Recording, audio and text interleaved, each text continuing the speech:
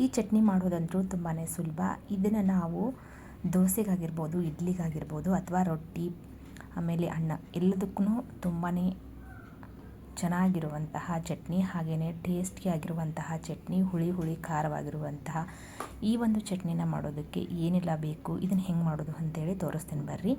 ತುಂಬಾ ಸಿಂಪಲ್ಲು. ಇದನ್ನು ಮಾಡೋದು ಕೂಡ ಈಸಿಯಾಗಿ ಮಾಡ್ಕೋಬಹುದು. ಇದನ್ನು ನಾವು ಒಂದು 2 ದಿನ ಸ್ಟೋರ್ ಮಾಡಿ ಇಟ್ಕೋಬೋದು. ಫ್ರಿಜ್ಜಲ್ಲಾದರೆ ಒಂದು 4 ದಿನ ಆದರೂ ಸ್ಟೋರ್ ಮಾಡಿ ಇಟ್ಕೋಬೋದು. ಇದನ್ನು ಮಾಡೋದಕ್ಕೆ ನಾನು ಮೊದಲಿಗೆ ಕಡಾಯಿನ ಬಿಸಿಗಿಟ್ಕೊಂಡು ಒಂದು ಟೇಬಲ್ ಸ್ಪೂನ್ ಆಗುವಷ್ಟು ಎಣ್ಣೆನ ಬಳಸ್ಕೊತಾ ಇದ್ದೀನಿ.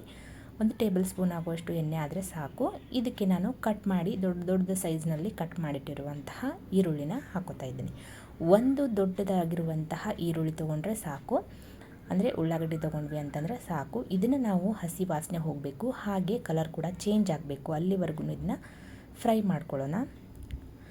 1 ಸ್ಪೂನ್ ಎಣ್ಣೆಯೊಳಗೆ 1 ಈರುಳ್ಳಿನ ನಾವು ಈ ರೀತಿಯಾಗಿ ಫ್ರೈ ಮಾಡ್ಕೊಳ್ಳೋಣ. ತುಂಬಾ ಚೆನ್ನಾಗಿರ್ತೈತಿ. ನಾವು ಇದನ್ನು ಕಂಟಿನ್ಯೂಸ್ ಆಗಿ ಫ್ರೈ ಮಾಡ್ತಾನೆ ಇರಬೇಕು. ಅದಾದ ನಂತರ ಒಂದು 4 ಎಸಳು ಬೆಳ್ಳುಳ್ಳಿನ ಹಾಕ್ತಾಯಿದ್ದೀನಿ. 4 ಬೆಳ್ಳುಳ್ಳಿ, ಹಾಗೆಯೇ ಒಂದು ಸ್ವಲ್ಪ ಹುಣಸೆ ಹಣ್ಣನ್ನು ಹಾಕ್ಕೋತಾ ಇದ್ದೀನಿ. ಅದಾದ ನಂತರ ಇದಕ್ಕೆ ಬ್ಯಾಡಗಿ ಮೆಣಸಿಕಾಯಿನ ಹಾಕ್ಕೋತಾ ಇದ್ದೀನಿ ಕಲರ್ಗೋಸ್ಕರ. ಆಮೇಲೆ ಖಾರ ಸ್ವಲ್ಪ ಆಗುತ್ತಿದ್ದು, ಸೊ ಅದಕ್ಕಂತ ಹೇಳಿ ಬ್ಯಾಡಗಿ ಮೆಣಸಿಕಾಯಿ ಹಾಕ್ಕೋತಾ ಇದ್ದೀನಿ. ಗುಂಟೂರು ಮೆಣಸಿಕಾಯಿನ ಹಾಕೋರಿ ನೀವು, ಇತ್ತು ಅಂತಂದರೆ. ನಾನು ಗುಂಟೂರು ಮೆಣಸಿಕಾಯಿ ಯೂಸ್ ಮಾಡಿಲ್ಲ, ಬ್ಯಾಡಗಿ ಮೆಣಸಿಕಾಯಿನ ಮಾತ್ರ ಯೂಸ್ ಮಾಡ್ಕೋತಾ ಇದ್ದೀನಿ. ಬ್ಯಾಡಗಿ ಮೆಣಸಿಕಾಯಿನ ಹಾಕ್ಕೊಂಡು ಮತ್ತೆ ಇದನ್ನೇ ಕೈ ಬಿಡದೆ ಇರೋ ಥರ ನಾವು ಮಿಕ್ಸ್ ಮಾಡ್ತಾನೆ ಇರಬೇಕು, ಫ್ರೈ ಮಾಡ್ತಾನೆ ಇರಬೇಕು. ನಾವೀಗ ಹುಣಸೆ ಹಣ್ಣು, ಆಮೇಲೆ ಬೆಳ್ಳುಳ್ಳಿ, ಆಮೇಲೆ ಈ ಬ್ಯಾಡಗಿ ಮೆಣಸಿಕಾಯಿನ ಹಾಕಿದ್ದೀವಲ್ಲ, ಇದು ಕೂಡ ಚೆನ್ನಾಗಿ ಫ್ರೈ ಆಗಬೇಕು.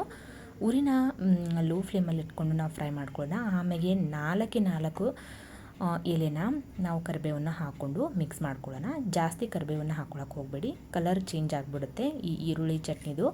ಸೊ ಅದಕ್ಕಂತ ಹೇಳಿ ಸ್ವಲ್ಪ ಕರಿಬೇವನ್ನು ಕೂಡ ಹಾಕ್ಕೊಂಡು ರುಚಿಗೆ ತಕ್ಕಷ್ಟು, ಇದಕ್ಕೆ ಎಷ್ಟು ಬೇಕು ನೋಡಿರಿ ಅಷ್ಟು ಮಾತ್ರ ಉಪ್ಪನ್ನು ಹಾಕ್ಕೊಂಡು ಅದನ್ನು ಕೂಡ ಮಿಕ್ಸ್ ಮಾಡ್ಕೊತಾ ಇದ್ದೀನಿ. ಮಿಕ್ಸ್ ಮಾಡ್ಕೊಂಡಿದ್ದಾದ ನಂತರ ಇದು ನೋಡ್ತಾ ಇದ್ದಿರ್ಬೋದು, ಕಲರ್ ಕೂಡ ಚೇಂಜ್ ಆಯಿತು. ಎಲ್ಲದು ನಾವು ಹಾಕಿರುವಂತಹ ಇಂಗ್ರೀಡಿಯೆಂಟ್ಸು ಫ್ರೈ ಆಯಿತು.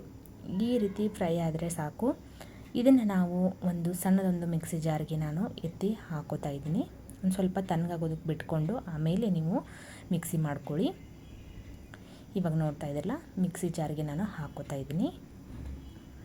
ಇದನ್ನು ಹಾಕ್ಕೊಂಡಿದ ನಂತರ ನಾನು ಖಾರಕ್ಕೋಸ್ಕರ ಇದಕ್ಕೆ ಮನೆಯಲ್ಲಿರುವಂತಹ ರೆಡ್ ಚಿಲ್ಲಿ ಪೌಡರ್ನ ಯೂಸ್ ಮಾಡ್ತಾ ಇದ್ದೀನಿ. ನನ್ನ ಹತ್ರ ಗುಂಟೂರು ಮೆಣಸಿಕಾಯಿ ಇರಲಿಲ್ಲ, ಸೊ ಅದಕ್ಕಂಥೇಳಿ ನಾನು ಖಾರದ ಪುಡಿನ ಹಾಕ್ಕೋತಾ ಇದ್ದೀನಿ. ಖಾರದ ಪುಡಿ ಹಾಕ್ಕೊಂಡು ನೀರು ಹಾಕ್ದೇನೆ ಇದನ್ನು ಒಂದು ಸತಿ ಮಿಕ್ಸ್ ಮಾಡ್ಕೊಳ್ಳೋಣ. ಅದಾದ ನಂತರ ಸ್ವಲ್ಪನೇ ನೀರನ್ನು ಹಾಕ್ಕೊಂಡು ಇದನ್ನು ನುಣ್ಣಾಗಿ ರುಬ್ಕೊಂಡು ಬರೋಣ.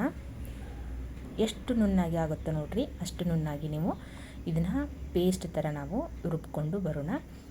ಮೊದಲಿಗೆ ಹಾಗೆಯೇ ರುಬ್ಕೋಬೇಕು. ಅದಾದ ನಂತರ ಸ್ವಲ್ಪನೇ ನೀರನ್ನು ಹಾಕ್ಕೋತಾ ನಾವು ರುಬ್ಬಿದರೆ ಚೆನ್ನಾಗಿರ್ತೈತಿ. ಇವಾಗ ನೋಡ್ತಾ ಇದ್ರಲ್ಲ, ಖಾರನ ಹಾಕ್ಕೊಂಡು ಮುಚ್ಚಳನ ಮುಚ್ಚಿ ಮಿಕ್ಸಿ ಮಾಡ್ಕೊಂಡು ಬಂದು ತೋರಿಸ್ತಾ ಇದ್ದೀನಿ ಯಾವ ರೀತಿ ಆಗೈತೆ ಅಂತ ಹೇಳಿ. ಇದನ್ನು ನಾನು ಏನು ಮಾಡ್ತೀನಿ ರೀ ಅಂತಂದ್ರೆ ಒಗ್ಗರಣೆ ಕೊಟ್ಕೊತೀನಿ ಸ್ವಲ್ಪ. ಇವಾಗ ಅದೇ ಕಡಾಯಿಗೆ ನಾವು ಬಿಸಿಗಿಟ್ಕೊಂಡು ಅದಕ್ಕೆ ಸ್ವಲ್ಪ ಎಣ್ಣೆನ ಹಾಕ್ಕೋತಾ ಇದ್ದೀನಿ. ಒಂದು 3 ರಿಂದ 4 ಟೇಬಲ್ ಸ್ಪೂನ್ ಆಗುವಷ್ಟು ಎಣ್ಣೆನ ಹಾಕ್ಕೋತಾ ಇದ್ದೀನಿ. ಎಣ್ಣೆ ಹಾಕಿದಾದ ನಂತರ ಅದು ಚೆನ್ನಾಗಿ ಕಾಯಬೇಕು. ಅದಕ್ಕೆ ಒಂದು ಅರ್ಧ ಟೇಬಲ್ ಸ್ಪೂನ್ ಆಗುವಷ್ಟು ಸಾಸಿವೆ, 1 ಎಸಳು ಕರಿಬೇವನ್ನು ಹಾಕ್ಕೋತಾ ಇದ್ದೀನಿ. ಚೆನ್ನಾಗಿ ಸಿಡಿದ ನಂತರ ಈ ರೀತಿ ಕರಿಬೇವನ್ನು ಹಾಕ್ಕೊಂಡು ಎಣ್ಣೆ ಒಳಗೆ ಫ್ರೈ ಆದ ನಂತರ ಇದಕ್ಕೆ ನಾವು ಮಾಡಿಟ್ಟಿರುವಂತಹ ಚಟ್ನಿ ಕೂಡ ಹಾಕ್ಕೊಂಡು ಚೆನ್ನಾಗಿ ಮಿಕ್ಸ್ ಮಾಡ್ಕೊಳ್ಳೋಣ. ಎಷ್ಟು ಚೆನ್ನಾಗಿ ಎಣ್ಣೆ ಒಳಗೆ ಬೆರೆದ್ಕೊತೈತೆ ನೋಡಿರಿ ಈ ಈರುಳ್ಳಿ ಚಟ್ನಿ, ಅಷ್ಟೇ ಚೆನ್ನಾಗಾಗುತ್ತೆ. ಖಾರವಾಗಿ ಹುಳಿಯಾಗಿ ತುಂಬಾ ಸ್ಪೈಸಿಯಾಗಿರುವಂತಹ, ನಾಲಿಗೆಗೆ ರುಚಿ ಕೊಡುವಂತಹ ಅಥವಾ ನಾಲಿಗೆ ರುಚಿಯನ್ನು ಇನ್ನಷ್ಟು ಹೆಚ್ಚಿಸುವಂತಹ ಈ ಒಂದು ಚಟ್ನಿನ ನೀವು ಕೂಡ ಮಾಡಿಕೊಂಡು ತಿನ್ನಿರಿ. ಹೆಂಗಾಗಿತ್ತು ಅಂಥೇಳಿ ನಂಗೆ ಕಮೆಂಟ್ ಮೂಲಕ ತಿಳಿಸ್ರಿ. ಚಟ್ನಿ ಮಾತ್ರ ತುಂಬಾ ಚೆನ್ನಾಗಾಗಿತ್ತು. ನೀವು ಅನ್ನಕ್ಕಂತರೂ ಈ ರೀತಿ ಸಾಂಬಾರು ಮಾಡೋದಕ್ಕೆ ಇಷ್ಟ ಇಲ್ಲ ಅನ್ನೋರು ಈ ರೀತಿ ಚಟ್ನಿ ಮಾಡಿಕೊಂಡು ಚಟ್ನಿನ ಹಚ್ಕೊಂಡು ಕೂಡ ತಿನ್ಬೋದು. ತುಂಬಾ ಚೆನ್ನಾಗಾಗುತ್ತೆ. ನೋಡಿದ್ರಲ್ವ ಎಷ್ಟು ಈಸಿಯಾಗಿ ಸರಳವಾಗಿ ಚಟ್ನಿ ಮಾಡೋದು ಅಂಥೇಳಿ. ಈ ರೆಸಿಪಿನ ನೀವು ಕೂಡ ಟ್ರೈ ಮಾಡಿರಿ. ಹೆಂಗಾಗಿತ್ತು ಅಂಥೇಳಿ ನಂಗೆ ಕಮೆಂಟ್ ಮೂಲಕ ತಿಳಿಸ್ರಿ. ಯಾರೆಲ್ಲ ಹೊಸದಾಗಿ ನನ್ನ ಚಾನಲ್ನ ನೋಡ್ತಾ ಇದ್ದೀರಾ ಪ್ಲೀಸ್ ಒಂದು ಸಬ್ಸ್ಕ್ರೈಬ್ ಮಾಡ್ಕೊಂಡು ನೋಡ್ಕೊಳ್ಳಿ. ಪಕ್ಕದಲ್ಲಿರುವಂತಹ ಬೆಲ್ ಐಕನನ್ನು ಕೂಡ ಕ್ಲಿಕ್ ಮಾಡಿರಿ. ನನ್ನ ವಿಡಿಯೋ ನೋಡಿದಂತಹ ನಿಮ್ಮೆಲ್ಲರಿಗೂ ಧನ್ಯವಾದಗಳು. Thank you for watching.